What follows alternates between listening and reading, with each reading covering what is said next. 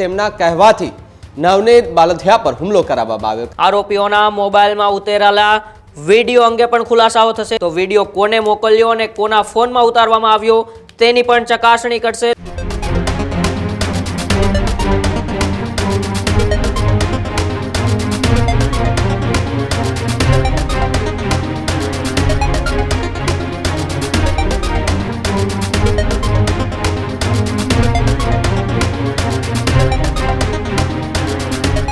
એ બગદાણાની બબાલની અંદર લોકસાહિત્યકાર માયાભાઈ આહિર અને તેમના પુત્ર પર પણ આરોપો લાગ્યા હતા અને હવે તે જ બગદાણાની બબાલને લઈને સૌથી મોટા સમાચાર સામે આવી રહ્યા છે। એસઆઈટીની જે રચના કરવામાં આવી હતી, એસઆઈટીની ટીમને 8 આરોપીઓના 3 દિવસના રિમાન્ડ પણ મંજૂર મળ્યા છે। 3 દિવસના રિમાન્ડ બાદ અનેક મોટા ખુલાસાઓ થશે તેવી પણ અત્યારે શક્યતાઓ દર્શાવી રહી છે। આરોપીઓના મોબાઈલમાં ઉતરેલા વિડીયો અંગે પણ ખુલાસાઓ થશે, કારણ કે 8 આરોપીઓના વિડીયો છે તેમને હવે વિડીયો કોના મોબાઈલમાં ઉતારવામાં આવ્યો છે તે ફોન પણ એફએસએલની અંદર મોકલવામાં આવશે। તો વિડીયો કોને મોકલ્યો અને કોના ફોનમાં ઉતારવામાં આવ્યો તેની પણ ચકાસણી કરશે। તો કોળી સમાજની લીગલ ટીમ પણ આજે બગદાણાની મુલાકાતે જવાની છે। પીડિત નવનીતભાઈ પર જ્યાં હુમલો થયો તે સ્થળની મુલાકાત એ લીગલ ટીમ લેવાની છે। ઘટના સ્થળની મુલાકાત બાદ એસઆઈટીની ટીમની લીગલ મુલાકાત પણ થશે। ઘટના સ્થળ અને પીડિત પાસેથી પુરાવા લઈ એસઆઈટીને સોંપવામાં આવશે। ત્યારે સૌથી ચકચારિત ઘટના જે બગદાણાની છેલ્લા 10 દિવસથી રાજ્યની અંદર ખૂબ જ ચર્ચામાં રહેલી છે તે બગદાણાની ઘટનામાં હવે ક્યાંક ને ક્યાંક નવા વળાંકો આવશે, કારણ કે પહેલાં તો પોલીસે 8 આરોપીઓને કોર્ટની અંદર રજૂ કર્યા હતા, તેમાંથી 4 આરોપીઓના જામીન મંજૂર થયા હતા, પરંતુ હવે જ્યારે ગઈકાલે એસઆઈટીની ટીમે 8 આરોપીઓને કોર્ટની અંદર રજૂ કર્યા ત્યારે એસઆઈટીની ટીમે ફર્ધર રિમાન્ડ માંગ્યા અને કોર્ટે 3 દિવસના ફર્ધર રિમાન્ડ મંજૂર પણ કર્યા છે। તેને લઈને જ હવે ઘટના સ્થળની આસપાસના સીસીટીવી 8 આરોપીઓના મોબાઈલનો એફએસએલ કોલ રેકોર્ડિંગ્સ પણ ચેક થશે અને જેની ઉપર આરોપ લગાડવામાં આવી રહ્યા છે એ જયરાજ આહિરની આમાં સંડોવણી છે કે નહીં તેના પણ ખુલાસા થશે। મારી સાથે ન્યૂઝરૂમથી ભાવિક જોડાયા છે। ભાવિક, આ સૌથી મોટી ચકચારિત બબાલ બગદાણાની અને બગદાણાની બબાલમાં ગઈકાલે એસઆઈટીની ટીમે 8 આરોપીઓને કોર્ટની અંદર રજૂ કર્યા હતા અને કોર્ટે 3 દિવસના રિમાન્ડ પણ મંજૂર કર્યા છે। શું મોટા ખુલાસા થવાની શક્યતા છે ભાવિક? ચોક્કસથી જ ઉમંગ, છેલ્લા કેટલાય સમયથી ચર્ચિત ખૂબ જ મુદ્દો એ બગદાણાની બબાલનો મુદ્દો કે જ્યાં નવનીત બાલધિયા કે તેમના પર હુમલો કરવામાં આવ્યો હતો। હુમલો કર્યા બાદ એમનો એક વિડીયો સોશિયલ મીડિયા પર વાયરલ થઈ રહ્યો હતો, જેની અંદર કેટલાય લોકો એમને મારી રહ્યા છે। આ પ્રકારનો એક વિડીયો સોશિયલ મીડિયા પર વાયરલ થયો ત્યારબાદ આરોપ એવો લાગ્યો કે લોકસાહિત્યકાર માયાભાઈ આહિર અને એમના પુત્ર જયરાજ આહિર છે તેમના પર એક ગંભીર આરોપ હતો કે તેમના કહેવાથી નવનીત બાલધિયા પર હુમલો કરાવવામાં આવ્યો, કારણ કે મુંબઈની અંદર જે કાર્યક્રમમાં એક નિવેદન આપવામાં આવ્યું હતું અને નિવેદન બાદ નવનીત બાલધિયા કે તેમણે માયાભાઈ પાસે માફી માંગવાની વાત કરી હતી।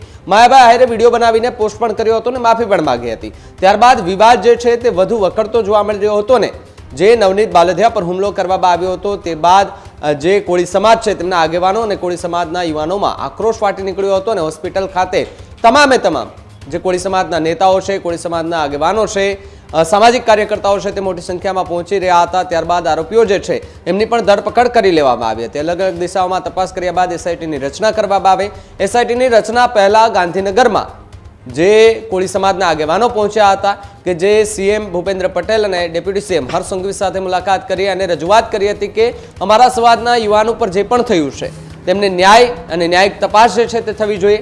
ત્યારબાદ 2 જ કલાકમાં એસઆઈટીની રચના કરવામાં આવે છે, 5 સભ્યોની ટીમ બનાવવામાં આવે છે અને એ અલગ અલગ દિશામાં તપાસ કરે છે। ત્યારબાદ ગઈકાલે મોડી રાત્રે એસઆઈટીની ટીમ ભાવનગર ખાતે પહોંચે છે।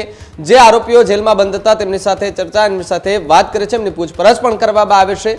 સૌથી મહત્વનો મુદ્દો કે જ્યાં મોબાઈલની અંદર જે રેકોર્ડિંગ કરવામાં આવ્યું હતું એ મોબાઈલની પણ એફએસએલની તપાસ થશે અને હજુ પણ મોટા ખુલાસા થાય તેવી આવનાર સમયમાં શક્યતાઓ પૂરેપૂરી જોવા મળી રહી છે। ત્યારે ફર્ધર રિમાન્ડની માંગણી કરવામાં આવી હતી, તો 3 દિવસના ફર્ધર રિમાન્ડ માંગવામાં આવ્યા હતા પોલીસ દ્વારા, એ પણ મંજૂર કરી દેવામાં આવ્યા છે અને હવે કડકાઈથી જે છે તે પૂછપરછ કરવામાં આવશે। પરંતુ જે કોળી સમાજ છે એ કોળી સમાજના જે આગેવાનો છે તેમની એક જ માંગ છે કે મુખ્ય આરોપી જેમના પર આરોપ લગાડવામાં આવી રહ્યો છે, જે નવનીત બાલધિયા છે જેમના પર હુમલો થયો હતો, તેના ગંભીર આરોપ એ માત્ર ને માત્ર જયરાજ આહિર પર છે અને એમનું પણ નિવેદન હતું કે મારે આહિર સમાજ સાથે કોઈ જાતનો કોઈ વાંધો નથી, મારે આહિર સમાજ સાથે કોઈ વિરોધ નથી, મારે ફક્ત ને ફક્ત જો વિરોધ અને વાંધો હોય તો એ જયરાજ આહિર સાથે છે, કારણ કે એમણે આ હુમલો જે છે તે કરાવ્યો છે. કારણ કે એક વિડીયો પણ એવો વાયરલ થઈ રહ્યો હતો જેની અંદર જે મારનાર જે લોકો હતા એ જયરાજ આહિર સાથે બેઠા હતા અને તેમનો એ વિડીયો પણ સોશિયલ મીડિયા પર વાયરલ થતા ફરી ચર્ચાએ જોર પકડ્યું હતું અને સોશિયલ મીડિયા પર એવી પણ ચર્ચા થઈ રહી હતી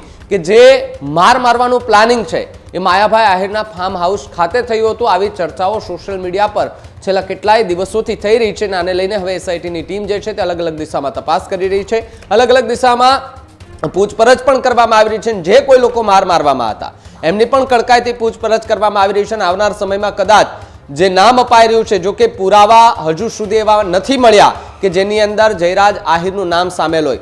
જો પુરાવા મળે છે તો સ્વાભાવિક છે કે જયરાજ આહિરની પણ પૂછપરછ થઈ શકે એમ છે.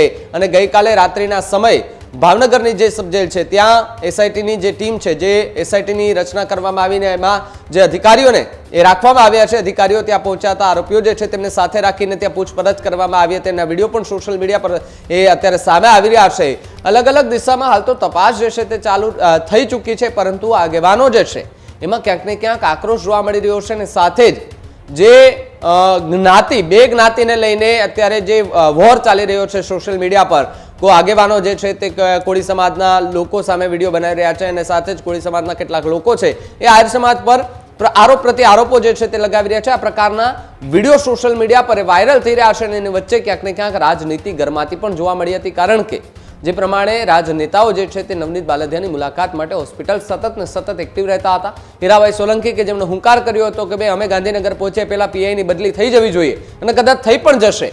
હીરાભાઈ સોલંકીનું નિવેદન આપ્યાના થોડી ક્ષણોની અંદર પીઆઈની બદલી થઈ ગઈ.